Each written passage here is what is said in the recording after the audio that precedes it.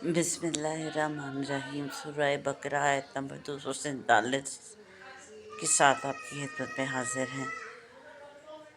سورہ بقرہ کی اس آیت میں بنی اسرائیل سے مخاطب کیا جاتا ہے کہ اللہ تعالیٰ نے طالوت کو تمہارے لیے تمہارا پیغمبر معاف کیجیے گا بادشاہ منتخب فرمایا، تو وہ کہنے لگے کہ اس کو منتخب کیا گیا ہے جس سے کہیں زیادہ مال و دولت میں ہم ہیں، یہ تو غریب آدمی ہے، اس کے پاس نہ دولت ہے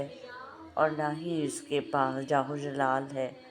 تو یہ بادشاہ کیوں کر ہو۔ تو یہ اللہ کا حکم تھا کہ طالوت ان کا بادشاہ ہو، اور پھر یہ اللہ کے ذمے ہے کہ وہ کس کو کیا منصب سونپتا ہے۔ اب یہاں پہ مخاطب ہے رب الباب میں جب چلیں بنی اسرائیل اللہ کی پہلی نافرمانی کرتے ہیں یہاں کہ جب ان کے پیغمبر حضرت شموئیل علیہ السلام کہتے ہیں کہ پیغمبری تو درجہ ہے نسل در نسل، لیکن بادشاہ ہونے کے لیے قوت جسم کا توانا اور مالدار ہونا ضروری ہے۔ آپ کے پاس ایک قصہ ہوتا تھا اتنا لمبا طالوت ہے، تو آپ کو حکم ہوا کہ آپ بتائیں کہ طالوت بنی اسرائیل کا بادشاہ ہے،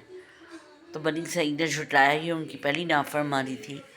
اور پھر کہا کہ ہم اس کو کیوں بادشاہ مانیں جس سے کہیں زیادہ جاہ و جلال میں ہم ہیں۔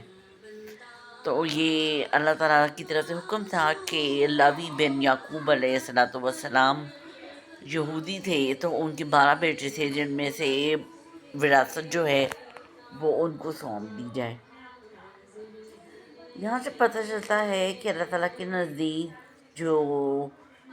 پیغمبری ہے وہ تو نسل در نسل ہی ہے، لیکن بادشاہ کے منصب پہ فائز ہونے کے لیے 3 چیزیں چاہیے: علم کی فضیلت، قوت کا ہونا، اور پھر توانا ہونا، اور پھر فضیلت رکھنا۔ ورنہ اس کے علاوہ اگر کوئی سلسلہ شروع کیا جائے اور پھر کسی کو بادشاہت یا کسی ملک کا وزیر نامزد کیا جائے تو اللہ تعالیٰ کے ہاں سخت پکڑ ہے۔ اس لیے استحقاق کے بغیر کسی کو نسل در نسل وزیر منتخب کرتے جانا، جیسے ملک عزیز میں ہم دیکھتے ہیں کہ یہ چیز بہت گردش پاتی ہے،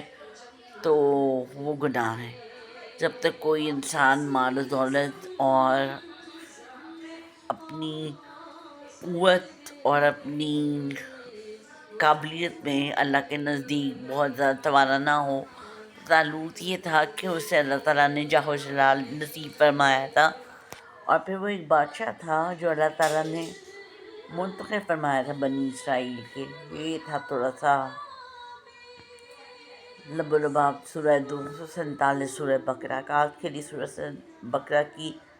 آخری آیت کے ساتھ آپ کی خدمت میں حاضر تھے۔ اب سے شروع ہوگی سورہ آل عمران، اس کی بہت سی آیات آپ کو بتائی جائیں گی، کیونکہ سورہ بقرہ 3 پاروں پر 286 سورت کے ساتھ آیات کے ساتھ معاف کیجیے گا پھیلی ہوئی ہے، تو اس میں ہم نے کوشش کی ہے کہ آیت کے ساتھ ساتھ وہ تمام چیزیں پہنچائی جائیں جو بینیفیشل ہیں۔ آج کے لیے اتنا ہی، اللہ حافظ۔